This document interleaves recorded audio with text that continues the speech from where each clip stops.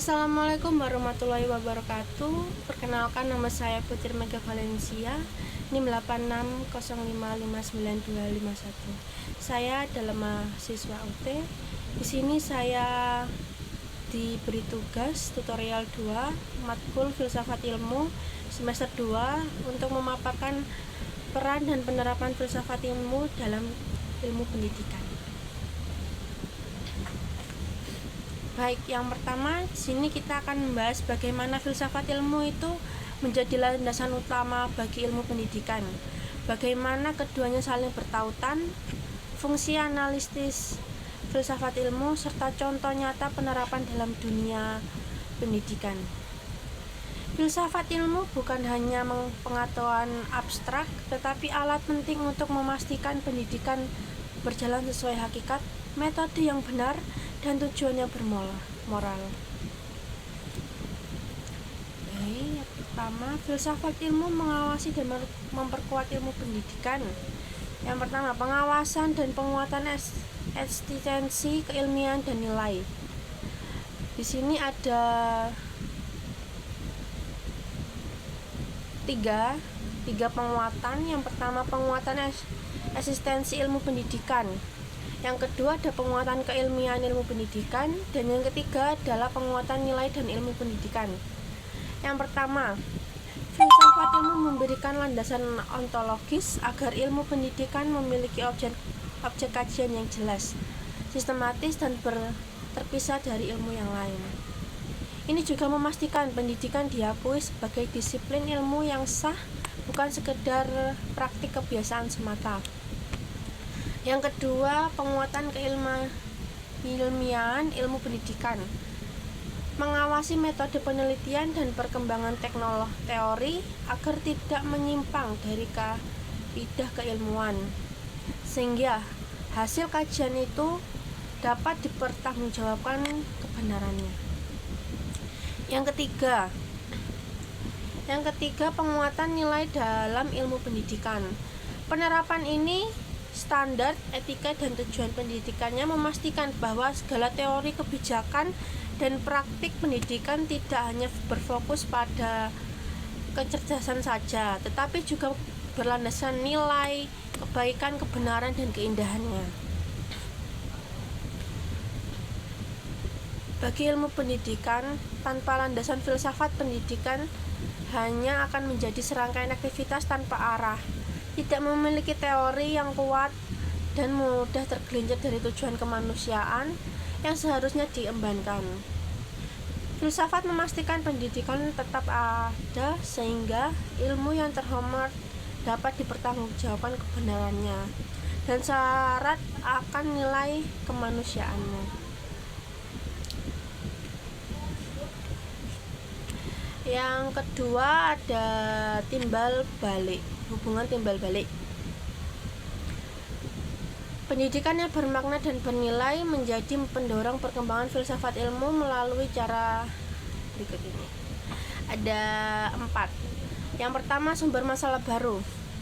Tantangan nyata dalam dunia pendidikan yaitu misal kesenjangan mutu, perubahan zaman, dan teknologi menjadi bahan kajian baru bagi filsafat ilmu untuk merumuskan konsep, teori, dan metode baru. Yang kedua, ada wadah penerapan. Pendidikan adalah tempat di mana konsep filsafat ilmu itu diuji keterapannya. Yang ketiga, ada penyebaran pemikiran. Melalui pendidikan, nilai dan cara berpikir kritis dan semangat ilmuwan yang digagas filsafat ditanam kepada manusia sehingga lahir generasi baru pemikiran untuk mengembangkan filsafat itu lebih jauh.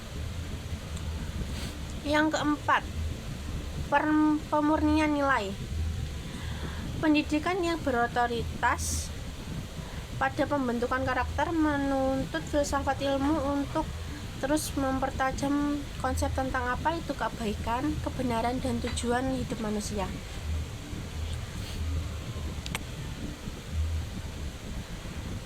Hubungan filsafat itu terdiri dari dua arah. Jika filsafat ilmu adalah akar, maka pendidikan adalah pohon dan buahnya. Ketika pendidikan berjalan dengan baik, bermakna dan memberikan dampak positif bagi manusia, hal itu sekaligus membuktikan kebenaran potensi konsep filsafat yang mendasarinya. Di sisi lain, permasalahan baru yang muncul di dunia pendidikan memaksa pada filsafat ilmu untuk berpikir ulang, memperbarui dan memperkaya khazanah pemikiran filsafat agar tetap relevan. Baik, selanjutnya filsafat ilmu sebagai pisau analisis pendidikan. Di sini ada 3 dimensi analisis. Yang pertama ada ontologi, epistemologi, aksiologi. Yang pertama, ontologi, apa yang dikaji? Fungsinya ini meneliti hakikat, objek atau seluruh ilmu pendidikan. Contohnya, membedah persoalan kurikulum, menentukan apakah kurikulum itu hanya daftar materi atau saran pembentuk watak.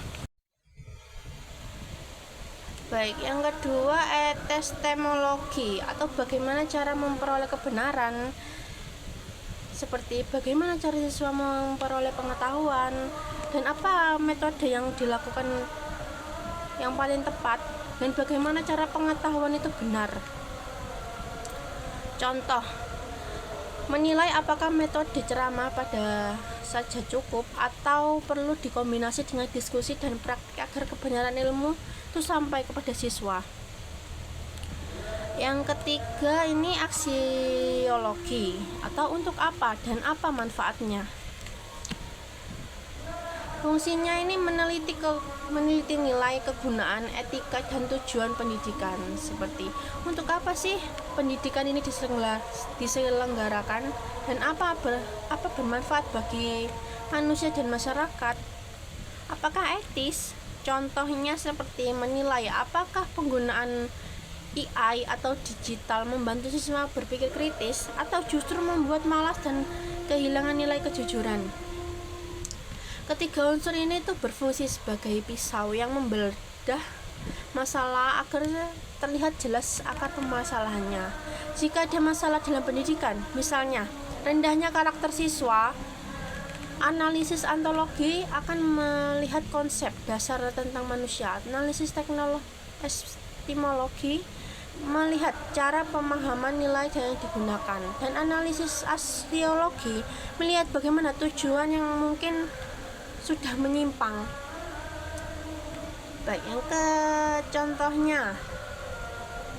contohnya aspek ontologi itu menyadari hakikat peserta didik adalah individu yang unik, memiliki bakat, minat, dan kecepatan berbeda. Dan aspek epistemologi itu mengubah cara pandang tentang pengetahuan. Pengetahuan itu bukan sekedar hafalan, melainkan hasil pengamatan, pengalaman, dan penemuan. Untuk aspek aksiologi itu membentuk profil pelajar Pancasila. Nilai utama adalah kemandirian, kebinekaan, gotong royong, dan akhlak mulia. Kurikulum Merdeka itu adalah wujud filsafat ilmu yang diterapkan. Perubahan dari kurikulum sebelumnya terjadi karena adanya perubahan pandangan mendasar tentang apa itu siswa, bagaimana cara belajar yang benar, dan untuk apa sekolah itu ada.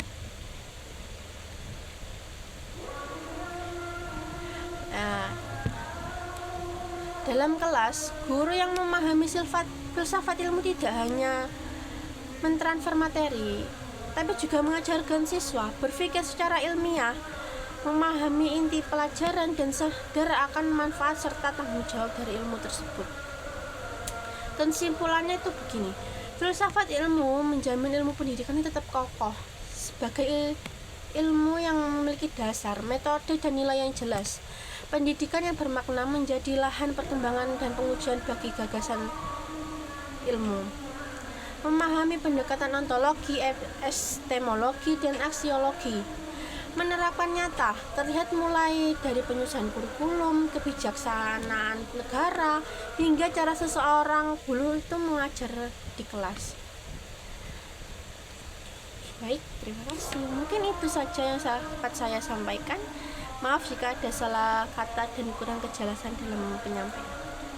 Assalamualaikum warahmatullahi wabarakatuh.